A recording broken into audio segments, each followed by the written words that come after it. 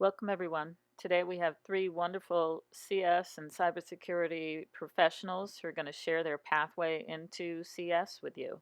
We'll start with Dr. Denise Aruda. I hope you get some inspiration. So I chose this graphic because I find that my pathway was really anything but a linear line. So it kind of took some bends and turns and had some challenges along the way. Um, so it all started in high school. I was a pretty good student, but I found that late into my senior year, I found that I had really no idea what to do after graduation. My mom was a single parent and realized that we could not afford college. At least we didn't think we could. So in my end of my senior year, I had a my physics professor stopped me one day at after class and it was asking me, what are you doing? What's going on?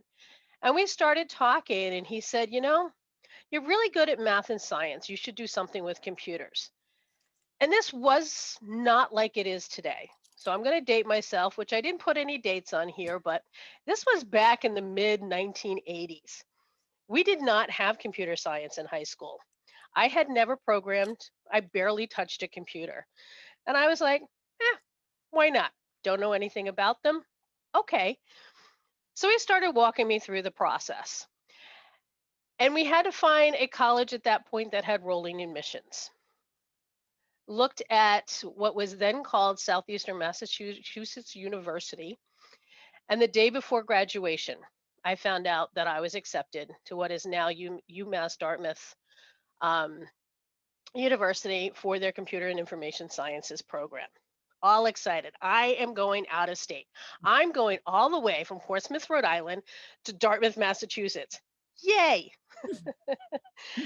So that was in May. So September comes around, and I find myself in my very first programming class. It's a lecture hall, it's a small lecture hall, and it is Intro to Computer Science. There's about 80% are male in my selected major. I am in a class with the one and only female faculty member. And let me tell you, from day one, I found a place I belonged.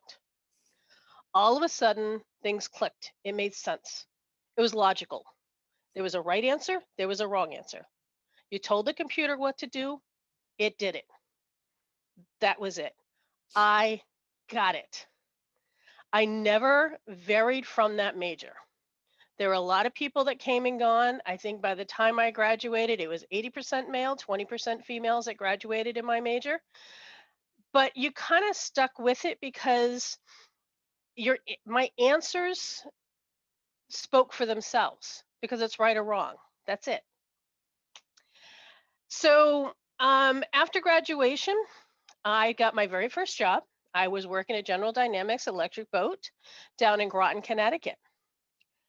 Here I am from a person that didn't know what to do on nearly graduation day, and I was developing systems that were helping to design nuclear submarines.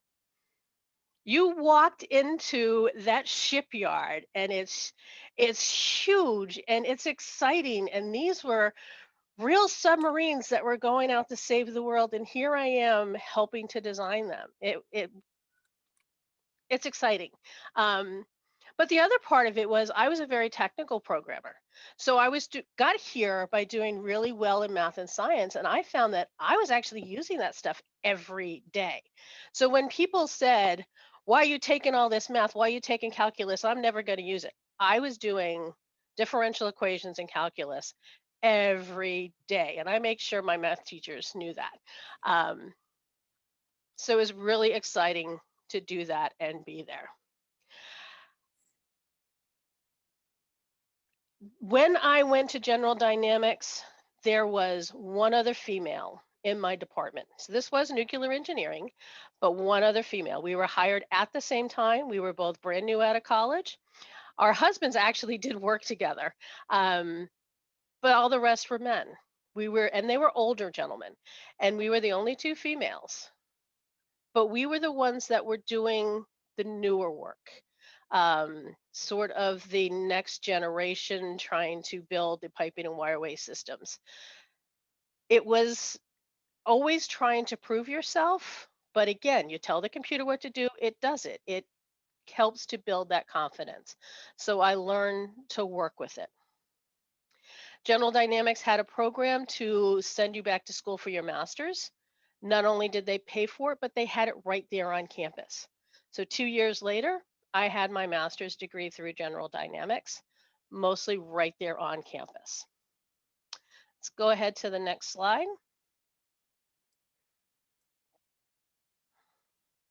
Few years later, I took a job at GTech Corporation as a UI developer, which is the graphical user interface. Um, that developed into what was my first leadership position. So I became the team leader. That became a very interesting position because GTech is a very challenging company, a very challenging position. I'm now in leadership. At that time, I got divorced and I became the single mom. Trying to handle a challenging career while raising two very small kids on my own became another big challenge. And how I handled that was having conversations with every boss that I had and let them know, here's my situation, and I may not be able to do the travel that is required for a lot of the other folks on the team. So let's talk about things like travel and training. And there were a lot of times where I had to go pick up my kids from daycare. They came back to work with me and spent some time playing with slot machines, and they would have dinner with the team and they got to know the entire team. My son actually ended up being one of our best slot machine testers because he would do things in ways nobody ever thought to do. So there are ways to work through some of those challenges, and the biggest way is communicate about them. As I continued with GTech, I grew into project management. So it went from team leader to project management. And here was another big change in my career because for the first time, I went from being very excited about development to really finding my passion. So it wasn't just where I belong, but it's something that I became very passionate about. So from a development perspective, I saw my piece of the puzzle. But when I went into project management, for me, it was about I got to see the whole picture. I was working from this is an idea, this is a vision, all the way through to this is what's going to the getting in the customer's hands and being used out in the field. For me, that was very exciting, and I really grew into that position of project management. And that was about midway through my career, and really grew into that passion. I took that with me to FM Global, which is a property insurance company, and that grew into more leadership. So, growing into leadership with project management. One of the things that I noticed with FM Global is they had a more balance with male female ratio on the IT team, but not so much in leadership. So there was one particular leadership team that I was on where I was the only female. And it was a Monday morning meeting, first thing Monday morning. And as everybody's kind of collecting in the meeting and getting their coffee and bagels, we talked about football because they were the Monday morning quarterbacks. And one thing I did learn to do, I started watching football. And it was actually a really good year for the Patriots, so I kind of got into it and learned to like it. But that was one way to start connecting with the leadership team so I didn't feel left out as being the only female. So I learned to kind of adjust the communication style. But I was the only female there, and I had to grow in that leadership and take ownership of it and figure out how to connect with my peers, not just on the business level, but on a personal level. Outside of my regular job, I started teaching. That was another passion of mine, is helping to build that next generation of IT professionals. I taught at Salve Regina University for project management for 4 years.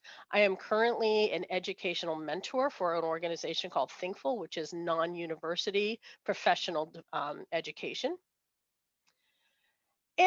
Last year, I did become Dr. Aruda. I went back to school for my doctorate degree. It took me about 3.5 years, and that was 25 years between my master's degree and my doctorate degree. So that was a big span. I waited till my children were older and grown and went back for extending my education, and that allowed me to do more teaching. That was really the reason for doing that. Which leads me to the end, which is today at Johnson Controls. Um, so I am a program portfolio manager for a software team for fire suppression products. And again, I am back to being the only female on the team. My current goal is to stop people coming into meetings with the greeting of, "Hi, guys." That is my personal goal right now.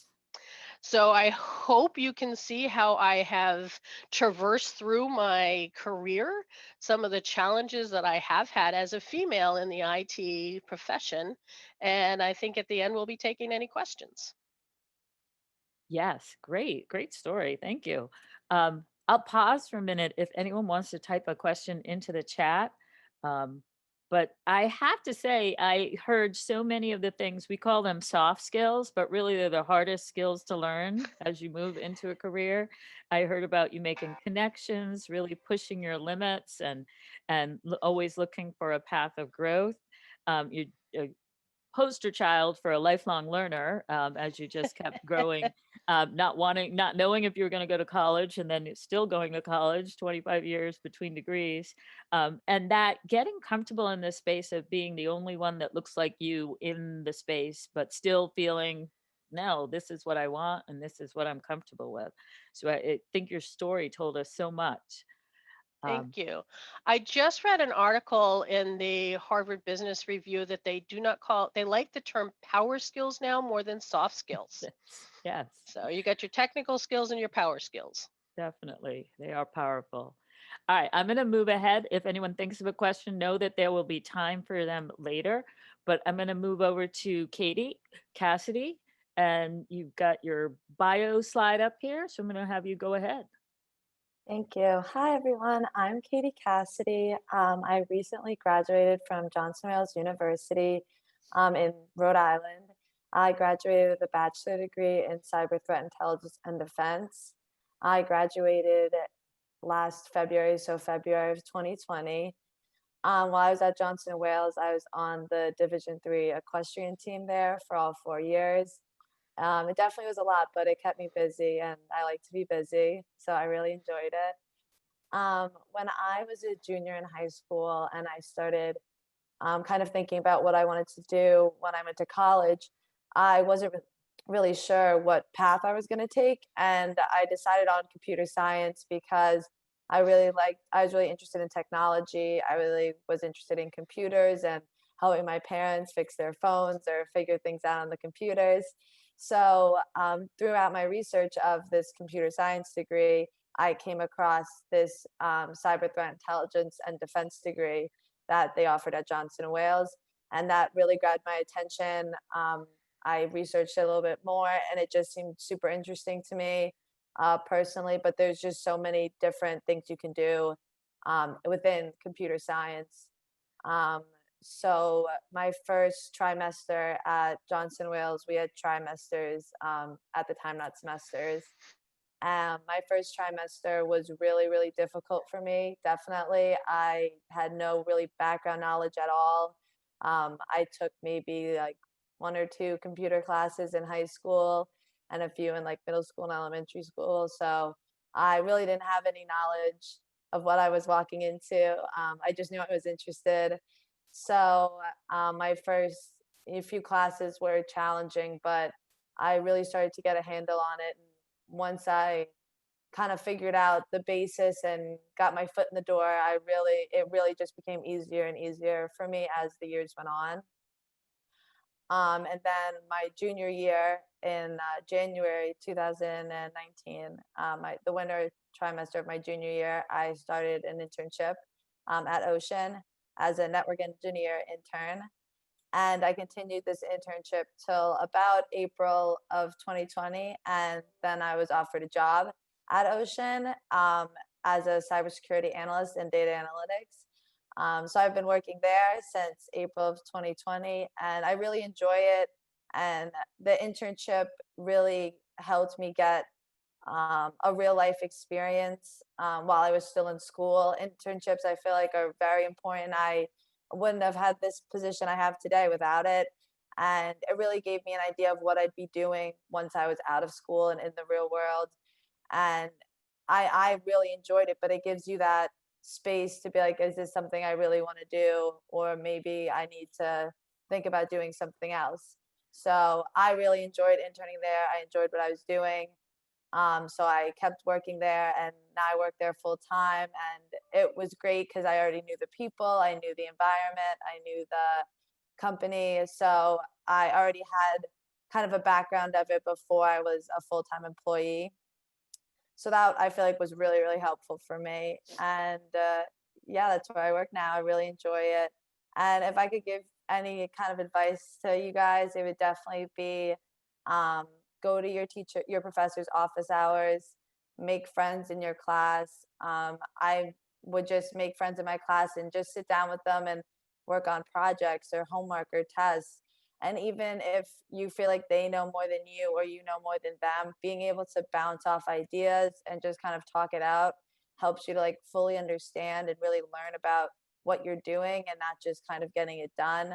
A lot of times in the beginning of my college career, I kind of just, I wanted to get things done. I wanted to hand them in, I wanted them to be correct. And throughout the process, I really learned that I really need to understand what I'm handing in, not just do it to have an assignment handed and not get it incomplete. So just being able to sit there and talk to your classmates and bounce off ideas and go through a problem step by step, that really helped me learn. And going to your professor's office hours, all my teachers in high school told me that's so important to do and you have to go do it. And I didn't really think I was ever going to be in a professor's office hours. I was like, I'll just figure it out for myself. But I always went to my professor's office hours or even just talking to them after class, just to build that relationship between you and your professor, get to know them, get to understand their teaching styles. And it just shows you're trying and you care and you're doing the best you can, which will help you out in the long run, always. And the last thing is this field I always felt was difficult, but I, I'm telling you guys, don't get discouraged. The best part about this field, I feel like, is that even if you're faced with a hard problem or a difficult project, test, homework, when you're able to figure it out and accomplish it and it just clicks, it's like the best feeling, like being able to like finally get something you couldn't do, a week ago, a month ago, a year ago, being able to do that now, it's like, it's just an amazing feeling. And after Kim speaks, we have another slide just kind of talking about some of the different programs and projects that we work on at Ocean. Great. Thank you so much, Katie. Wow. Again, I'll pause. If anyone has any questions specific to Katie's journey, drop it in the chat. I know you're not from Rhode Island originally, but I love that you gave a chance to do a shout out for a local program. Johnson and Wales program sounds great. And I also love that you really highlighted that idea of building a community of support in your college. Seems like you have at your work as well. So I think that's something really important for the students to take away as well. Hopefully they're doing that in their school, high school courses, but definitely take that idea with you into college or your career. All right, I'm going to go ahead and move on to our next speaker and pass it over to Kim. Thank you. Good morning, everyone. So my journey to where I am today started out in high school. I didn't know what I wanted to do. I didn't really have a direction.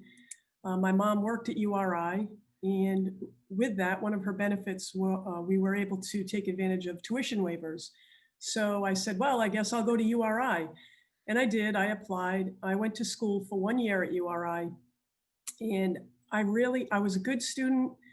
I just didn't know what I wanted to do with my life. And so I decided, I got a job in the summer between my freshman and sophomore year, and I decided to leave school and start working full-time. And the job was with the telephone company, New England Telephone. I am dating myself. Um, some of you students may know what this is relating to those landlines that you might see in your grandparents' house because they don't want to give them up. Um, the job I did was technical, and I worked in offices all over the state of Rhode Island and in southern Massachusetts. And the project we were working on at the time was upgrading the systems so that people could have touch tone phones on their wall as opposed to the old dial known as rotary phones. So yeah, I'm as old as dirt here. It was a fun job. It was interesting, and I loved traveling around the state. I loved working with my hands. So it was a good introduction, and I'll just kind of jump ahead. I've come back to the telecommunications industry working at Ocean, so it's almost as though it's gone full circle. So with that, I took a pause. After about 5 years working with a phone company, I got married, and when we decided to have a child, I took 6 months off and then decided after that time that I really loved being a mom, and I had the opportunity to stay home. But I didn't sit still. I got a job part-time working at a hospital. And while I was working at the hospital, I actually wound up having a really great opportunity to work on those, what I was going to refer to as soft skills, but I love the new term, power skills. I worked in the emergency room. I was part of a team. I had to be reliable and show up, and you worked with the public in some very distressing situations. It was a great opportunity to learn how to really relate to people and to be empathetic and kind, even sometimes when you didn't feel like it, but you could, work in that way. And those are really good skills to bring to any job, I feel. So while I was at the hospital, I was a benefit employee. I wound up taking advantage of their tuition reimbursement. I went back to school to CCRI. The first class I took was Introduction to Computers, and much like Denise described, things just clicked for me in that moment. And I loved the class. I loved everything that I was learning, and I decided to pursue computers. So I graduated with a degree in computer programming. But my last class that I took at CCRI was actually networking. And I tried programming for a short time, but I wound up in networking, local area networks, setting up workstations, servers, and all of the operations side, if you will. But I kind of jumped ahead a little bit there. My first real job, I guess, if you will say, in IT was as a computer operator at Kent Hospital. I left the emergency room and went into their data processing department. There were about 10 of us in that department at the time. And right now, Care New England owns Kent Hospital, but they have about 150 people that work in the IT department today. So I got a great, I think, foundation of doing help desk work at the hospital, running backup jobs and printing. We used to print a lot of jobs reports and the payroll and things like that. I left there and I got a job with the state and worked my way up to become the network manager, spent 17 years there. And then my agency was actually going out of business, and I started looking around for jobs, and I wound up getting, very fortunately, was hired by Ocean just over 6 years ago. And I thought I was in a position where at that point in my life, it's like, can I learn more? I didn't know how much more I could learn. I didn't know everything, but I was wondering, wow, I'm older now, and this, computers moves fast. Well, I got into Ocean, and it's dynamic, it's fast paced. And I've actually been pretty proud of myself for being able to keep up with some of the youngins that I work with. I think I work with a great group of people, motivated, energetic, enthusiastic, and we work on a lot of really cool projects. And my focus has been on cybersecurity, specifically services, and that's what Katie and I are working on, providing services for our members. And it's been very exciting. I just want to step back 1 second. While I was working at the state, I had the opportunity once again to take advantage of tuition waivers and or tuition reimbursement. And I decided to go back to Rhode Island College and finish get my bachelor's degree in computer information systems management. It's a management degree. I've been very fortunate. I don't know how my parents would have afforded paying for college. And I know that it's huge for kids nowadays. And a lot of times you may think, well, how I can't go because I can't afford it. I would just say, look into alternative ways. I know at one time, and I haven't looked at it in ages, but Starbucks, if you were a part-time employee at Starbucks, they had some tuition reimbursement. Don't let that be a stumbling block. Especially in IT, it moves so quickly that you're always going to be learning. And that, I would say, I think Katie said it in her presentation, don't be discouraged. You'll find a way. And so that brings me to my last point. I would say the biggest challenge I had in my career was I never really knew how to ask for help and guidance. And I have learned in the last 7, 8, 9 years how it's not as scary as I thought. If I reached out and said to somebody, I don't know the answer to this, could you help me? Or how did you do this? I've actually been asked to be a mentor in the last few years. I never had a mentor and I wish I did. So I would also suggest finding a mentor. You may have programs where you can take part in becoming a mentee and have a mentor relationship, or seek somebody out who you see and you think, wow, this person really looks like they love their work, and I love the way that they approach problem solving. And ask. I have found I love to help people when they ask me. So I often wonder, why was it so hard for me to ask for help? People generally are very responsive to it. And I think that would be my piece of advice. I think the other women on this panel have covered a lot of great points. So I think with that, I will leave it there. Thank you. Thank you. Yeah, I'm glad you pointed that out, that idea that, you know what, it's perfectly okay, and you really should go out and ask for help and look for guidance and look for that person who is just a few steps ahead of you, maybe, that you on the path that you want to get to. I also want to point out, Dave made a point in the chat, looking for internships. Those of you headed for college, take advantage of those for sure.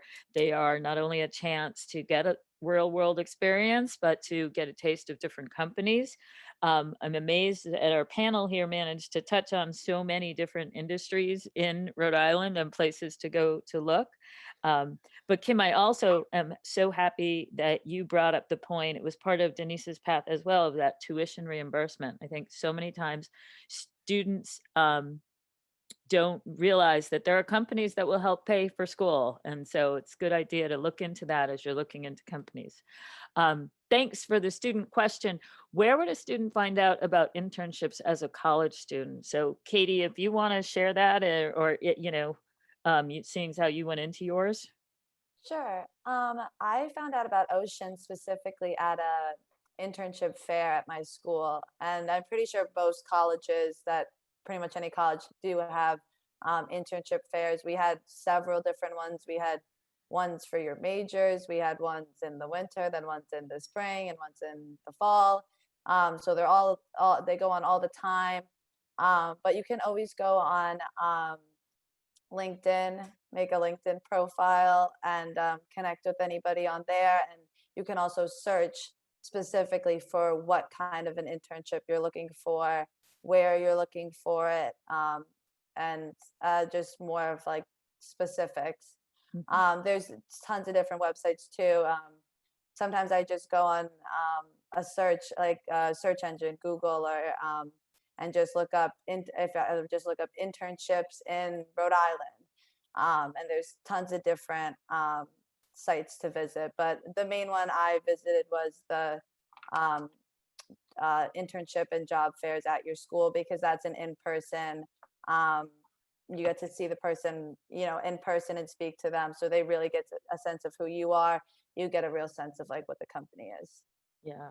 I also might add, this is a good reason to always be asking for help and having that relationship with your professors and going to those office hours.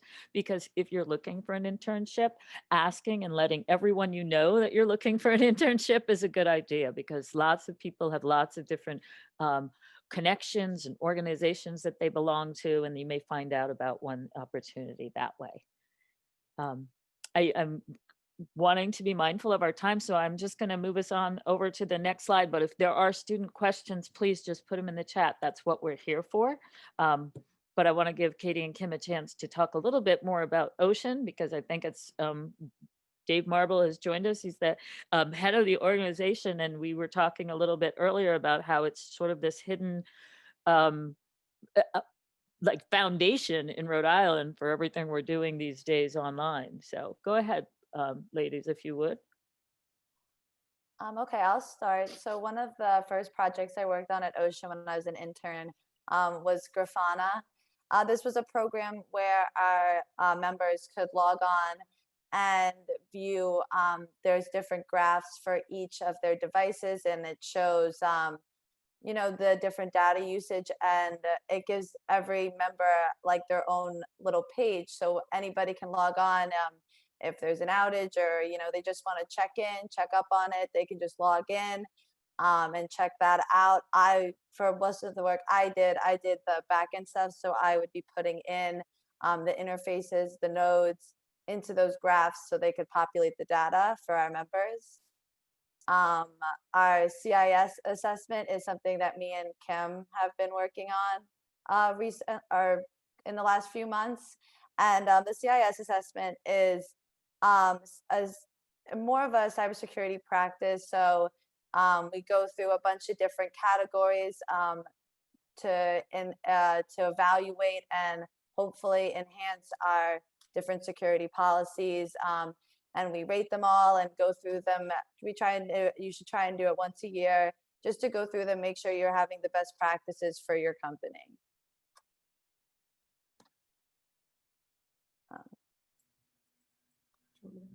Kim, if you want to do your Sure. So just briefly, I think some of the students here might be familiar with iBoss web filtering. So we do provide web filtering for our clients. We have a couple of different options right now. Cisco Umbrella is another form of filtering, but the iBoss is the one that the schools typically use. Katie and I have been working on Duo, which is a multi-factor authentication platform. And I think we sent a couple of videos to your teacher for you to view, just to get an idea of what multi-factor authentication is. We do I just saw the chat. Most definitely familiar with iBoss. Yeah. I don't personally administer it. We just provide. Don't hate me. No. But anyway, the multi-factor authentication would be something if you have a bank account and you log into your bank account and the bank sends you, you use your username and your password, and then the bank sends you a code and you type your code in. That's one version of multi-factor authentication. That's been a really cool project that we're in the beginning stages of implementing with our, not only our internal office, but also with services that we provide to our members. We have working on another project right now is vulnerability management.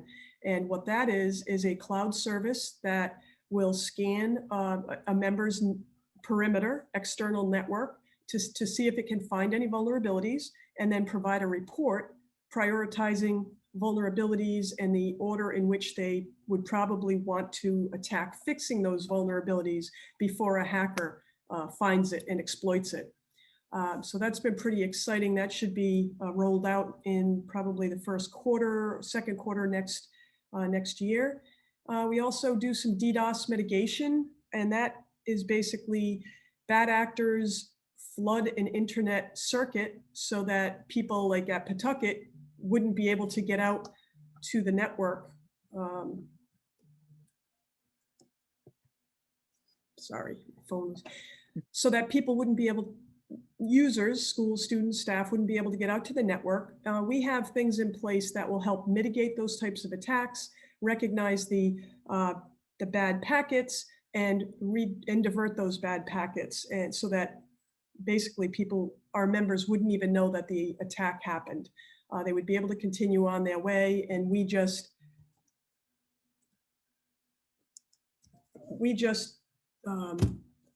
send them a notification that it happened. So I think we covered all of those there. These are just some of the services that we provide at Ocean. This is what Katie and I are specifically working on. We do a lot of other things as well, but we thought these would be the most, in terms of the cybersecurity, would be most relevant for the class. Yeah, it's great.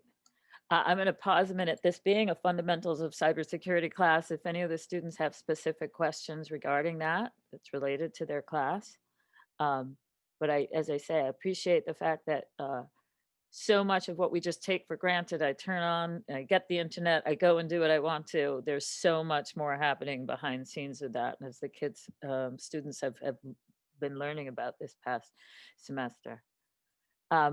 We are close to time. I'm going to pause. Sherry Lynn, if you want to just let us know, your kids may have to jump to another class. So we may have to just do a part 2 of this sometime where we can actually come back and discuss industry questions with a group. But I will pause for just a minute. And Sherry Lynn, if you let us know if there's anything you'd like to hear from us before we wrap up. I know your time frame was 11:23 for the end of the class. Yeah, they're going to lunch, so We don't want to. you never know with them. They may just jump off, some of them. Okay.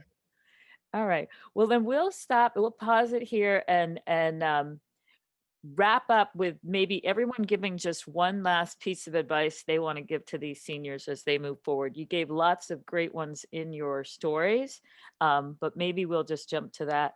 Any advice you'd give these seniors who've taken these 3 courses? They may not feel like pursuing a college degree in CS is right for them now. So any thoughts you might want to just share? Dr. Ruda, you want to start? Be confident in yourself, in your skills, no matter what you choose. There are a lot of options, whether they be educational or career, that do not always require a college education, especially in the IT field. So look at even community colleges or non-university education if that's what you're looking for, and be willing to start somewhere and work your way up. So if you don't know what you want to do, start somewhere and just keep going with it. Great. Thank you. I'm going to kind of keep in the order we were in. Katie, Cassidy, you want to share any thoughts? Sure. I think anything that you guys end up doing, whether you stick with this or you decide to do something else in school or you don't go to school at all, whatever you end up doing, just don't give up right away. Keep trying and keep working at it, because everything always gets easier. Sometimes it just takes other people longer, and sometimes fields are a little bit tougher for other people. But definitely give whatever you decide to do a good fair chance before you decide that it's not for you. Great. Thank you. Kim, any thoughts? Yeah, I think, knowledge is power was the first thing that came to my mind. Any class you take is never wasted. You'll be surprised in the weird ways. All of a sudden it'll pop up 3 years later and you're like, oh, I learned that back in this class. I would just be open to continue learning. Whatever field you decide to go into, just life is a journey of learning, and just be open to it and have fun. Make sure you have balance and have fun too. It's not all work. Yeah. Good. And I'm actually going to take advantage. We had a couple of other professionals join us from Ocean. I'm going to take advantage of them being here. And I'll let Dave, if you have any words of advice, and Namoda Garcia, you can jump in right after Dave. So what else would you like to share with these folks? Well, a couple things. It isn't always about sitting in front of a keyboard and programming. Careers can spawn a lot of different areas if you're just into the technology and the evolution of the technology. So realize that it's not just all sitting at a desk figuring out some computer program and doing that. You can do that if you want, but there are lots and lots of career paths that don't take that specific path. And I put in the chat that sometimes you miss the fact that you can map computer science to almost any discipline that you're interested in. And one of the biggest things that's going on right now, even at universities, is the use of computer science professionals to help researchers, do their science, whether that be in genomics or materials science or oceanography at the University of Rhode Island, the Oceanography Institute, and how much computer science is playing a role in enabling discovery in science. It's extraordinary. That's exciting. Yes, thank you for pointing that out. That's definitely a key factor. I think the only thing I'll probably add, everybody has pretty much already said anything, but we are living in an extraordinary times right now, and just be sure that you guys are keeping yourself safe and healthy. This is your senior year, and it's kind of a bummer, your senior year as high school students are living through this crazy pandemic life, but it's okay. You're here, you're doing the best you can, and just show yourself some grace, and be patient. Be patient and show yourself some grace, and please stay healthy. And if you guys ever need anything, I lead the internship program at Ocean. I can leave my email address here in the chat. If you guys have any questions or need any assistance with anything, I'm always happy to help out. That's awesome. Thank you so much. And that is just, I can't think of anything else we should say to end this time. That was perfect. So students, if you have access to the chat there, it's namoda@ocean.org. Miss Bellinger has all of our emails. She's happy if you have any further questions that come up after you leave this, please feel free to reach out and ask. We're wanting to support your next step, whatever that may be. So don't hesitate to ask, as we talked about earlier. Certainly. All right, and I'm gonna say we'll end it here and give you folks time to get off to lunch, and thank all of our participants for joining us today. Thank you, Karen. Thank you for having us. Thank And you. Sherilyn. Thank you. Thank you guys so much.